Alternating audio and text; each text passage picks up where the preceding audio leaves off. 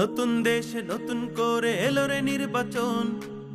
ইসলামী আন্দোলন বাংলাদেশ মনোনীত প্রার্থী তরুণ রাজনীতিবিদ ইসলামী যুব আন্দোলন বাংলাদেশ পাবনা জেলা শাখার সভাপতি মাওলানা আনোয়ার হোসাইন ফরিদী পাবনা ৪ তথা ঈশ্বরদী আটঘরিয়া আসনে হাত পাখা প্রতীক নিয়ে ত্রয়োদশ জাতীয় সংসদ নির্বাচনে অংশগ্রহণ করছেন। এই জনপদেরই সন্তান আনোয়ার হোসাইন। তার জন্ম, বেড়ে ওঠা এবং জীবনের সব অভিজ্ঞতা এই মানুষদের কেন্দ্র করেই। কৈশোর থেকেই তিনি সামাজিক ও মানবিক উদ্যোগে সক্রিয়। দীর্ঘদিন ধরে ধর্মীয়, শিক্ষামূলক ও সমাজসেবামূলক কর্মকাণ্ডে জড়িত।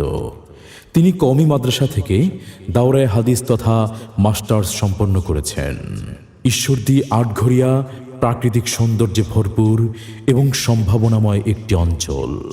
বিশেষত ঈশ্বরদী পারমাণবিক বিদ্যুৎ কেন্দ্র সহ সরকারি বিভিন্ন প্রতিষ্ঠান এবং ঈশ্বরদী বিমানবন্দর সংস্করণ করা হলে যোগাযোগ ব্যবস্থা, অর্থনৈতিক, বাণিজ্যিক ও শিল্প এলাকা হিসেবে এই অঞ্চলের মানুষের ভাগ্য পরিবর্তনে গুরুত্বপূর্ণ ভূমিকা রাখবে।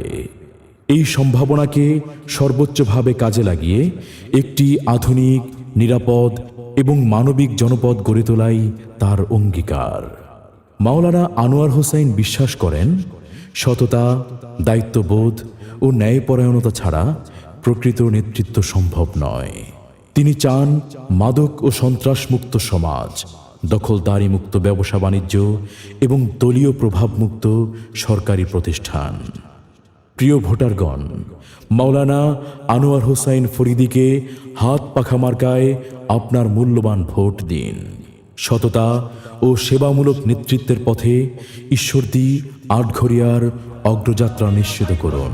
ভাই দেখে হাত পাখা,